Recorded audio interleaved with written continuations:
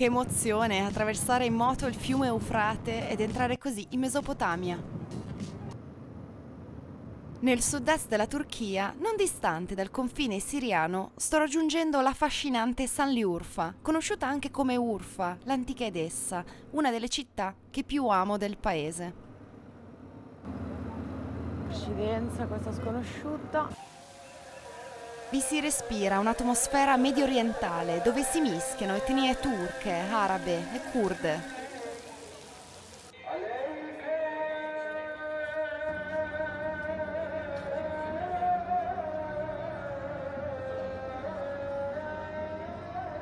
Nel centro storico, una grande vasca rettangolare è popolata da carpe sacre. La leggenda vuole che chi ne catturi una venga colpito da cecità. Sono in tanti quindi a nutrirle con ricchi passi quotidiani. Ci sono pure le bancarelle che vendono il cibo per le carpe. Il bazar è un teatro a cielo aperto. Dal mercato coperto cammino nel labirinto dei suoi vicoli in mezzo a una folla colorata dove si mescolano genti, merci di ogni tipo, animali, profumi, rumori, urla e scintille degli artigiani che lavorano i loro prodotti.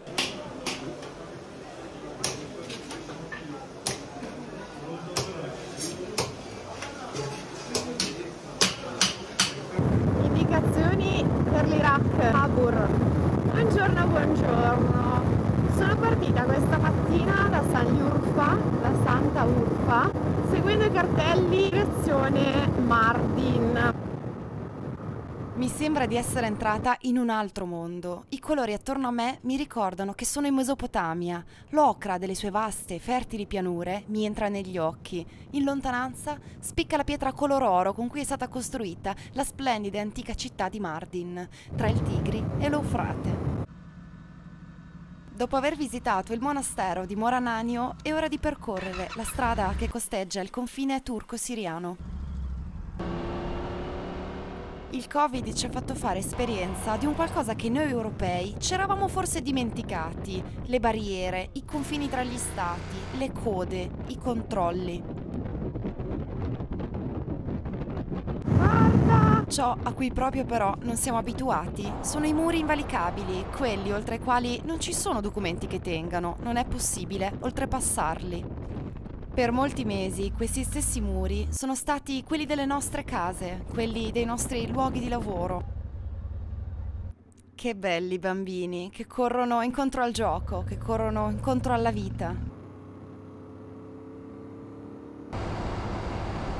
Non mi sembra ancora vero di essere qua, alla guida della mia moto.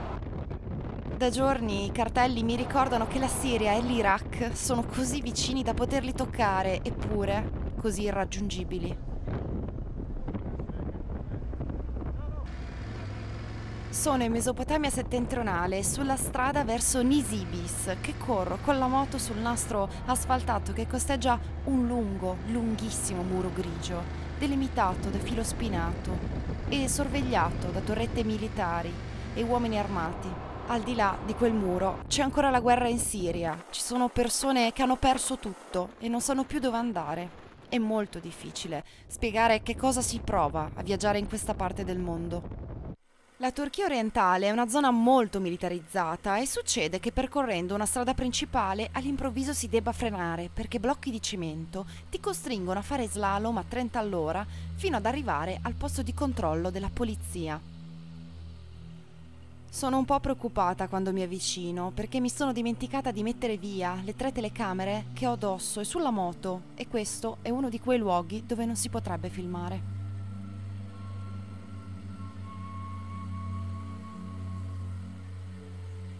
Ed invece mi lasciano passare senza neanche controllarmi. Raggiungo così l'hotel a Nisibis, dove la giornata si conclude. Il giorno seguente raggiungiamo Dara, che fu un'importante città-fortezza romana, poi bizantina, nella Mesopotamia settentrionale, lungo il confine con l'antico impero sassanide.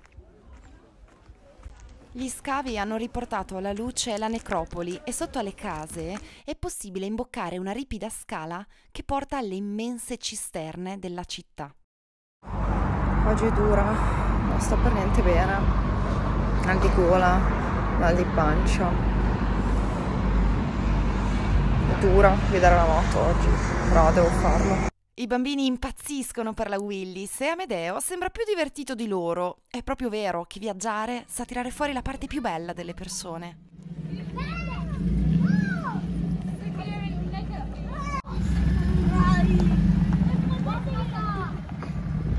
Raggiungiamo la regione di Tur Abdin, dove proviamo a visitare alcuni dei suoi antichissimi monasteri. Chiuso.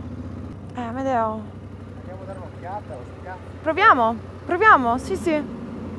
Sull'altopiano della parte sud-est della Turchia, una piccola comunità tenace di siriaci resiste. Insieme a loro, quei monasteri antichissimi sopravvissuti a persecuzioni, distruzioni ed emigrazioni. Eccolo giù, monastero. È straordinario come sia stato costruito in modo da mimetizzarsi perfettamente ai colori circostanti. Come diceva il cartello, per via del Covid le visite al monastero non sono permesse, ma abbiamo la fortuna di entrarci comunque grazie a dei ragazzi siriaci, per rispetto della loro richiesta di non pubblicare le immagini di che cosa ci sia lassù resteranno nei miei ricordi. Non dimenticherò facilmente il giovane monaco che ci ha guidato nelle stanze del monastero, parlando un inglese perfetto, eppure il suo aspetto lo faceva sembrare un uomo di tempi antichi, e poi sederci nella chiesa in silenzio ed assistere alla funzione. Proviamo a raggiungere un altro monastero attraverso una strada che tutti ci sconsigliano, non solo perché sono luoghi dove la questione curda è più viva che mai e un mezzo apparentemente militare come la Willis potrebbe venire attaccato dai militanti del PKK, ma anche perché, ed è l'unica cosa che mi preoccupa, la via è molto dissestata e in quel momento non so proprio come affrontarla. Ho tantissima paura e da 2 giorni non mi sento per niente bene. Comunque ad un certo punto una frana interrompe la strada e dobbiamo tornare indietro. È bloccata la strada. Pensa. Sono arrivata a Batman. Il giorno precedente, dopo aver lasciato la regione di Tur Abdin, avevamo guidato altri 200 km in mezzo alle montagne per raggiungere Batman. Il mio stato di salute peggiora ogni giorno. Eccolo a scandire le giornate in Turchia, il canto del muezzin.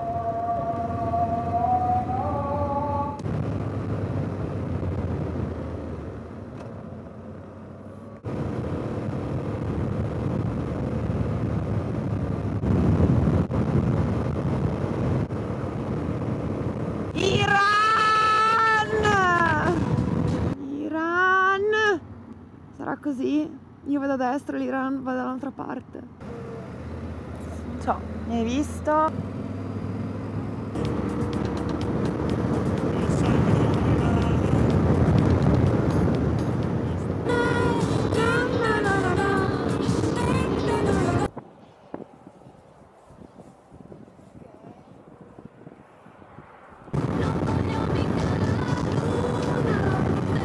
Ecco il lago di Van. Com'è cambiata la temperatura? Il lago ha abbattuto i gradi. Il lago di Van, il più grande del paese, si trova a 1700 metri sul livello del mare e riceve le acque dei numerosi affluenti dalle montagne circostanti.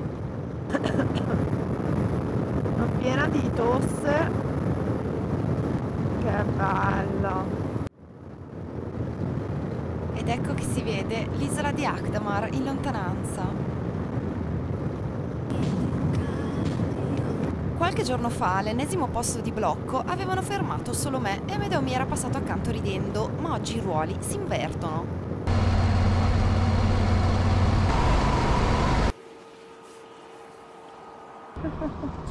Sull'isola di Akdamar si può visitare una parte di quel poco che rimane della civiltà armena in Turchia. E a 3 km dalla costa un battello ti porta sull'isola dove c'è il monastero. Una favola. Gli affreschi e i bassorilievi che rivestono le pareti della chiesa dalla Santa Croce, costruita a partire dal X secolo, sono stati nel tempo vandalizzati, anneriti e in gran parte distrutti. Questo luogo è stato purtroppo uno dei teatri del genocidio armeno nel 1915. Solo poco più di 10 anni fa è stato restaurato e riaperto al pubblico. La bellezza di questo luogo non mi aveva però preparata a quello che mi aspettava nei giorni successivi. Insomma, sono 3 giorni che sono chiusa in questo hotel a Van a cercare di riprendermi. ma lo so, spero nel miracolo. Domani mattina svegliarmi e riuscire a tornare a guidare la moto e andare in Georgia. Speriamo. Domani guiderò Domani facciamo il carrello. Che carrello? Carrello per l'ospedale. Mi esce sangue dal naso.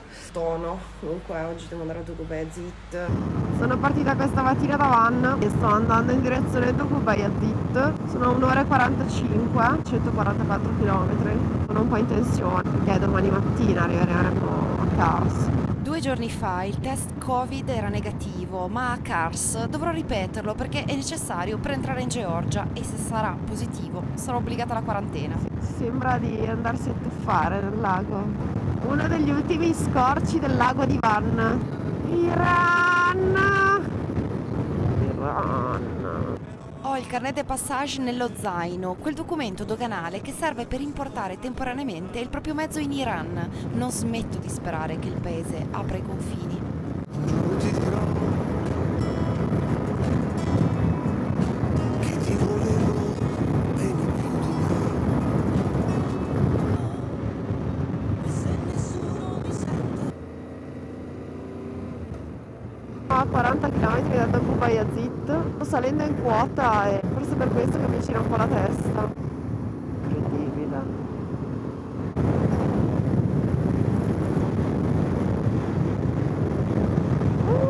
Dura oggi. Ma wow, che panorama ragazzi. Quanta bellezza! Cosa succede? Oh wow, c'è stato un ribaltamento.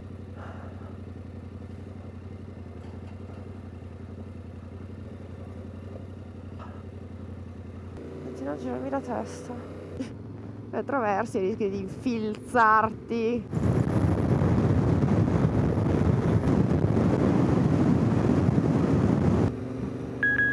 Battery level is low. Dogo Bayazit. L'Ararat alle mie spalle. All'arrivo in città, Irfan, un ufficiale turco che mi stava seguendo su Instagram, mi riconosce e ci invita a cena, regalandomi anche le sue stellette del grado precedente di maggiore. È emozionante. Sono a soli 30 km dal confine iraniano, eppure non c'è niente da fare. Per via del Covid, i visti turistici non vengono ancora rilasciati. Ma l'hai esplosa una... C'è una mappina. Hai anche il cappello rosso. Guarda.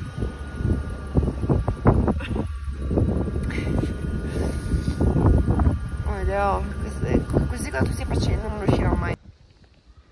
A 6 km dal caotico centro di Dogo Bayazit mi godo la vista del sole che tramonta alle spalle del palazzo di Shah Pasha e non so che il giorno dopo mi aspetta una delle giornate più spettacolari e assurde di tutto il viaggio. Grazie di essere arrivati fin qua. Se il video vi è piaciuto mettete un mi piace, iscrivetevi al canale, attivate qua sotto la campanellina per non perdervi i prossimi episodi e seguitemi sui social, in particolare su Instagram e su Facebook, e se avete delle domande lasciatemele pure qua sotto nei commenti e sarò felice di rispondervi. Noi ci vediamo al prossimo episodio. Go for it! A presto, ciao!